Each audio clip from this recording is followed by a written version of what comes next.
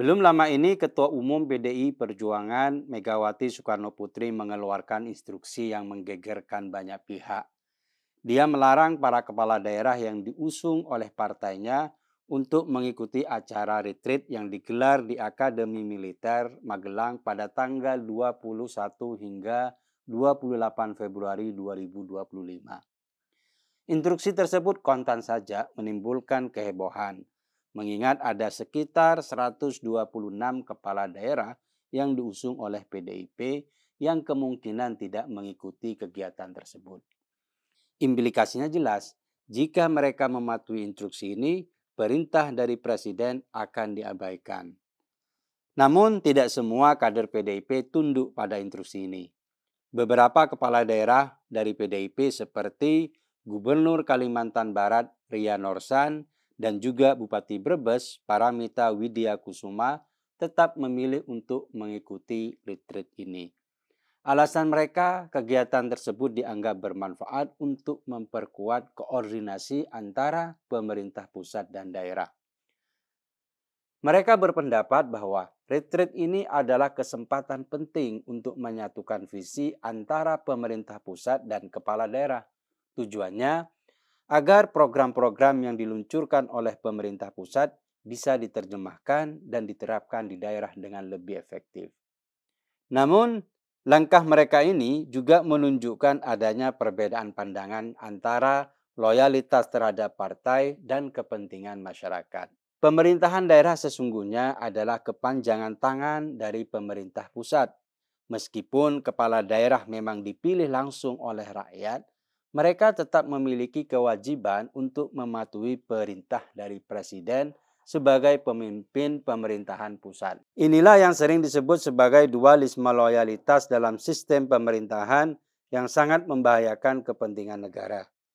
Di satu sisi, kepala daerah harus mematuhi perintah dari presiden, tetapi juga di sisi lain mereka juga harus tunduk pada instruksi ketua partai yang mengusungnya.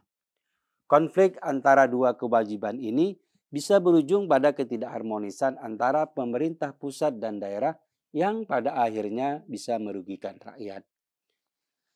Apabila dualisme loyalitas ini terus berlangsung, maka program-program pemerintah pusat yang seharusnya bisa dilaksanakan dengan sinergi dan koordinasi antara pusat dan daerah bisa terancam gagal.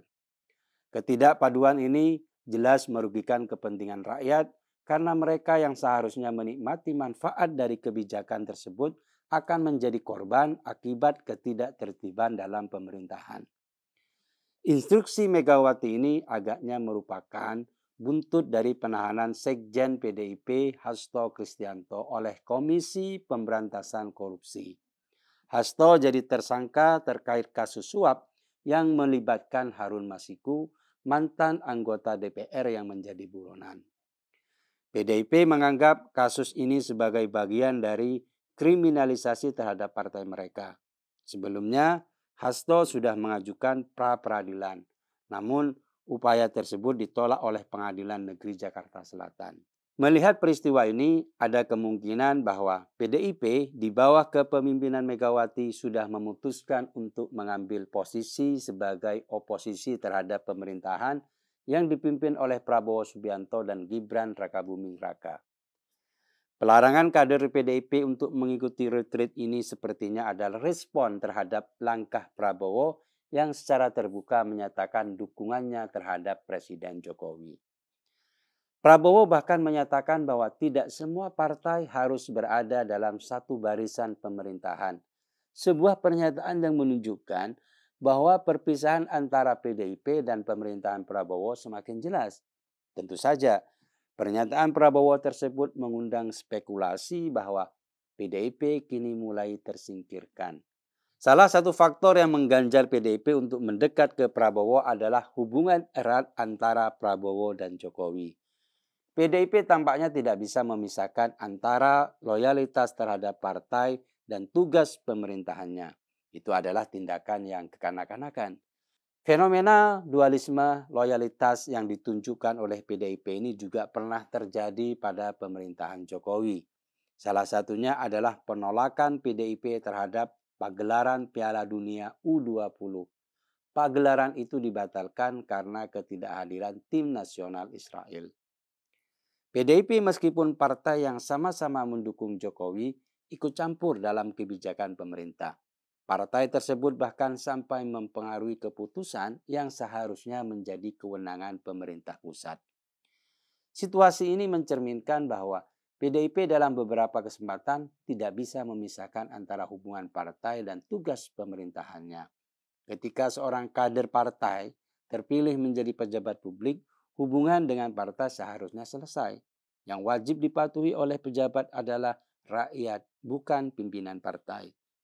Hal ini seharusnya menjadi pemahaman yang mendalam bagi para pemimpin politik, terutama mereka yang menjabat sebagai kepala daerah atau pejabat negara. Hal ini pernah ditegaskan oleh Manuel L. Quezon, Presiden Persemakmuran Filipina, yang mengatakan, "My loyalty to my party ends when my loyalty to my country begins." Kalimat serupa juga pernah diucapkan oleh Presiden Amerika Serikat John F. Kennedy. Pesan yang terkandung dalam kalimat ini sangat jelas, yaitu seorang pemimpin partai politik yang sudah menjadi pemimpin pemerintahan atau kepala negara pada saat itu harus melepaskan atribut partai politiknya. Loyalitasnya harus beralih sepenuhnya pada negara dan rakyat yang dipimpinnya. Dualisme loyalitas ini mencerminkan kompleksitas dalam struktur pemerintahan Indonesia. Kepala daerah yang merupakan wakil pemerintah pusat tidak hanya bertugas melaksanakan kebijakan pusat, tetapi juga menjalankan otonomi daerah sesuai dengan aspirasi masyarakat setempat. Meskipun demikian, seringkali terjadi benturan antara kewajiban untuk mendengarkan instruksi partai dan tugas sebagai wakil pemerintah pusat. Dalam konteks ini, kepala daerah seringkali berada dalam dilema untuk menyeimbangkan keduanya. Tindakan Megawati yang melarang kepala daerah dari PDIP mengikuti retreat menunjukkan sikap yang bisa dianggap kurang dewasa dalam konteks politik. Rakyat yang menyaksikan drama politik semacam ini mungkin akan melihatnya sebagai upaya balas dendam PDIP setelah Hasto ditahan oleh KPK. Dalam situasi seperti ini, PDIP seharusnya lebih bijaksana dan terbuka untuk menghadapi masalah hukum yang sedang berlangsung. Jika Hasto memang tidak terbukti melakukan suap, PDIP bisa melakukan pembelaan yang sah melalui jalur hukum yang ada. Namun, jika pola perilaku ini terus berlanjut, rakyat akan semakin merasakan dampaknya yang tidak menguntungkan bagi kehidupan politik dan pemerintahan negara.